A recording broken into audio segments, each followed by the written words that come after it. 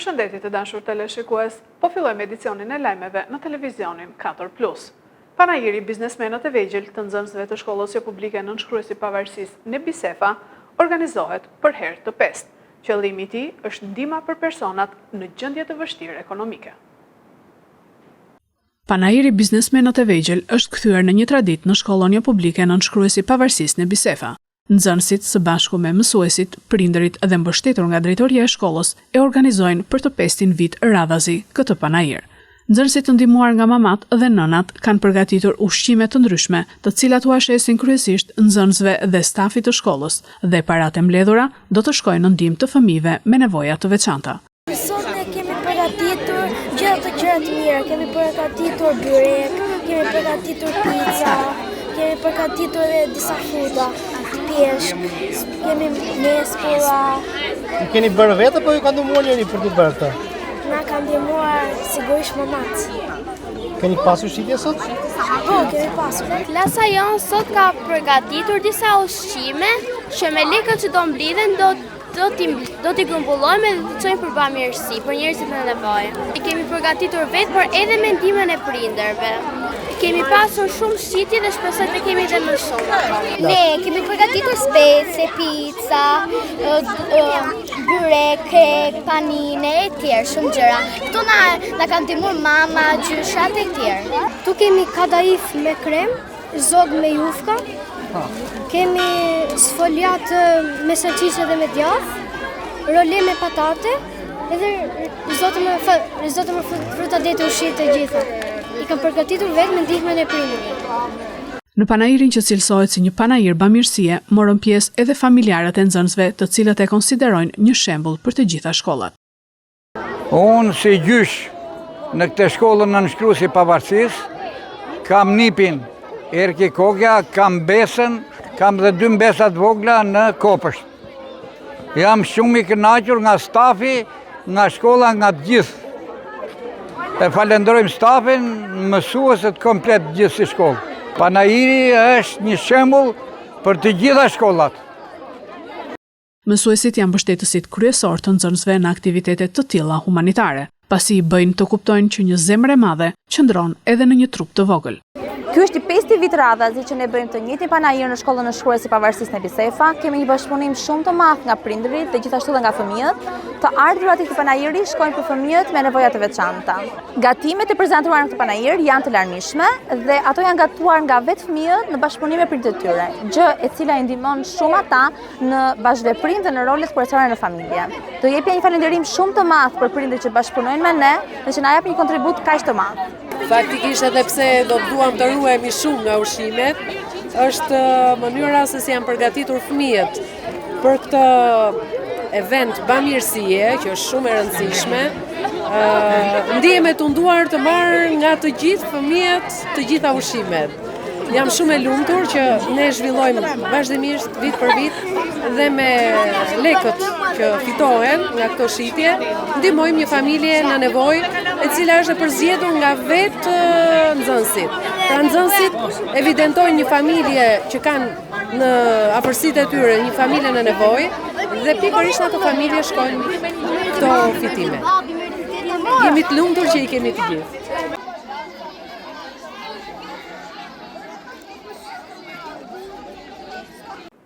Rrethrotullimi i kolonjës është një vend i frikshëm për aksidentet me pasojë humbjen e jetës. Punonjësit e firmës së mirëmbajtjes të autostradës Lushnjefjer konfirmuan vendosjen e barrierave të reja për të përforcuar më shumë kthesën, por nuk do të bëjnë asnjë ndryshim tjetër. Pas aksidentit tragjik mëngjesin e së hënës në rrethrotullimin e kolonjës, firma që ka koncesionin e mirëmbajtjes së autostradës Lushnjefjer ka shkuar në vend për rregullimin e pasojave të aksidentit. Punojësit kanë vendosur barriera provizore në kthesën e autostradës. Janë hequr barrierat e hekurta që janë dëmtuar kohë pas kohe dhe aksident pas aksidenti. Sipas atyre që na konfirmuan punojësit e mirëmbajtjes, barrierat e reja do të vendosen për të përforcuar më shumë kthesën. Theksojmë se në këtë nyje të zezë, sa i përket aksidenteve kanë humbur shumë jetë njerëzish. Që prej nisjes së funksionimit të autostradës Lushnjefjer, kjo pikë ka qenë ashtu siç u ndërtua. Janë vendosur vetëm sinjalistika vertikale dhe horizontale, por asgjë më tepër.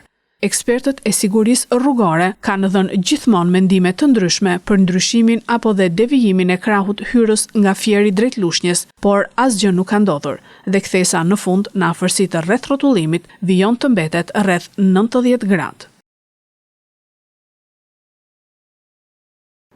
Kryeministri Edi Rama në takimin me kandidatët dhe deputetët e parlamentit të ri paralajmëroi ndryshime në qeveri dhe në Partinë Socialiste.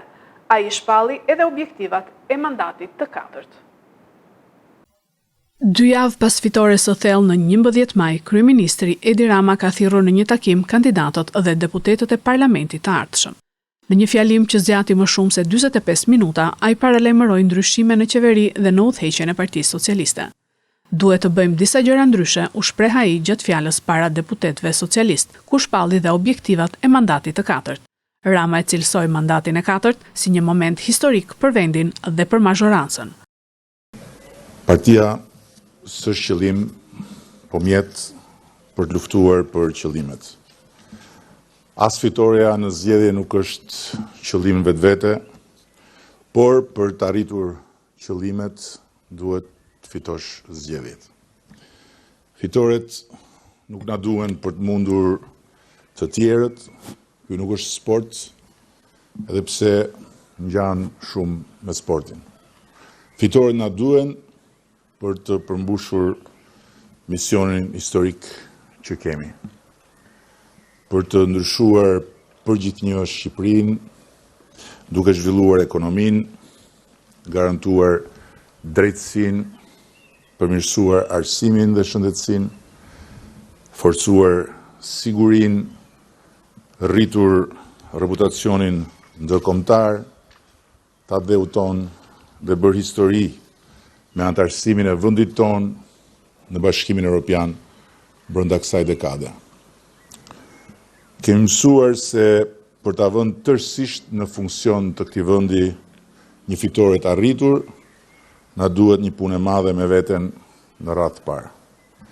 Përsëri këtë herë, po akoma më shumë se çdo herë, me ende më shumë thellësi dhe vendosmëri, duhet ta nisim nga vetja për ta ndarë mendjen si duhet mbi disa gjëra që duhen parë ndryshe, duhen kuptuar ndryshe dhe duhen bërë ndryshe.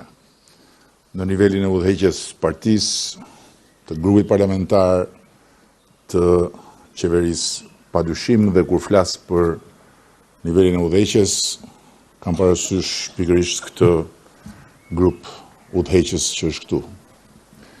Na duhet me dojmos një mirëkuptim i plot brenda nesh për të siguruar dhe pastaj për të siguruar popullin shqiptar, si edhe familjen e Bashkuar Evropiane, me fjalë të përputhura me veprat se ne do ta përdorim fuqinë e jashtëzakonshme të mandatit 4 në radhë parë si një fuqi të madhe vetkorrigjuese.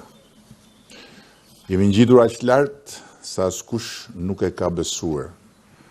Dhe duke u përpjekur të reflektoj për pse ndesinë e kësaj ngjitje,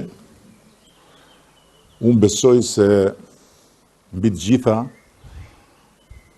kjo ka ndodhur sepse kemi arritur të nxjerrim më shumë nga vetja pas çdo fitoreje.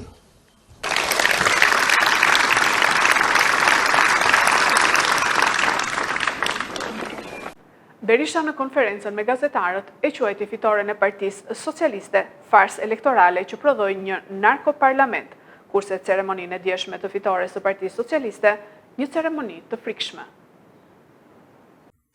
Kryetari i Partisë Demokratike Sali Berisha në konferencën me gazetarët e quajti fitore farsë festën e Partisë Socialiste për fitoren në zgjedhjet e 11 majit. Ai e vlerësoi atë si një ceremoni të zymt dhe të frikshme, ku nuk u pa asnjë buzëqeshje apo reagim spontan. Berisha në fjalën e tij akuzoi zyrtarët e Partisë Socialiste si përfaqësues të bandave kriminale dhe e cilësoi parlamentin e ri si narkoparlament. Berisha ka krahasuar ngjarjen me skenat e filmave të njohur për botën e krimit. Kryetari i Partisë Demokratike tha se Rama po shpenzon shuma të mëdha për të influencuar raportin ndërkombëtar mbi zgjedhjet, por sipas tij, përpjekjet do të dështojnë dhe raporti do të reflektojë të vërtetën e situatës. Se mira shqiptar që kanë tashmë të qartë se kanë tek Edi Rama armikun e betur të votës së lirë, nuk do t'ja falin kur ati këtë farsë elektorale. Sikundër,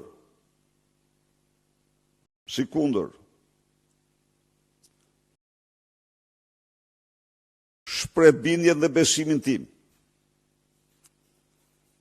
se raporti i komunitetit ndërkombëtar kundër të cilit Edi Rama po paguën shuma të jashtëzakonshme për ta ndryshuar. Telefonatat pafundme, por nuk do t'ja arrijë. Raporti do t'jetë pasqyra më e vërtet e kësaj farse, për të cilën dhe njëherë fjalen do t'a kenë shqiptarët. Ka vetëm një rrugë, largimin e Edi Ramës, qeveri teknike dhe përsëritje të zgjedhjeve. Asnjë alternativë tjetër nuk shpëton shqiptarët nga farsa elektorale e instaluar në Shqipëri. Pyetje sa nuk do të ishte mirë të ndryshohej lideri i Partisë Demokratike, Berisha ju përgjigj se ai vetë e ka bërë një hap të tillë në të kaluarën, pas humbjes së zgjedhjeve parlamentare të vitit 2013. Gjithashtu Berisha ju përgjigj edhe pyetjeve të tjera të gazetarëve lidhur me zgjedhjet e 11 majit. Kur huma një palë zgjedhje që s'ishin farsë, unë dhash dorëheqje. Dhe një i ri erdhi pas meje. Kam vepruar shumë drejt, pavarësisht se çfarë mund të. Unë nuk udhëhiqem nga paragjykimi. Mendova se ingjeratë e re do të jetë një shans i madh për forcën politike. Amerikanët dhe aleatët e NATO-s kanë ardhur në Shqipëri ku nis stërvitja e madhe ushtarake Defender Europe 25. Stërvitja shumë kombëshe e NATO-s Defender Europe 25 ka nisur zyrtarisht. Trupat e forcës toksore janë nisur drejt qendrës së stërvitjes në Bizë për të filluar zyrtarisht Defender Europe 25, një nga stërvitjet më të mëdha dhe më komplekse të dekadës së fundit në Evropë dhe Afrikë.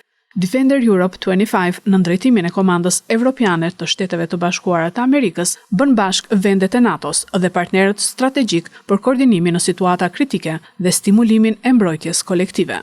Shqipëria, si një nga vendet pritëse kryesore, luan një rol strategjik në garantimin e operacioneve dhe zhvillimeve të planifikuara. Defender Europe 25 synon rritjen e ndërveprimit mes forcave të armatosura aleate, forcimin e gatishmërisë ushtarake dhe aftësive për të reaguar shpejt ndaj çdo kërcënimi të mundshëm në hapësirën euro-atlantike.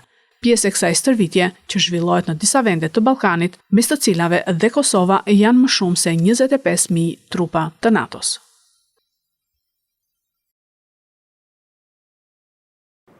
Këto ishin lajmet tona për sot. Lajmet i gjeni dhe në internet në website-in 4plusmedia.tv. Bashk, mirupafshim.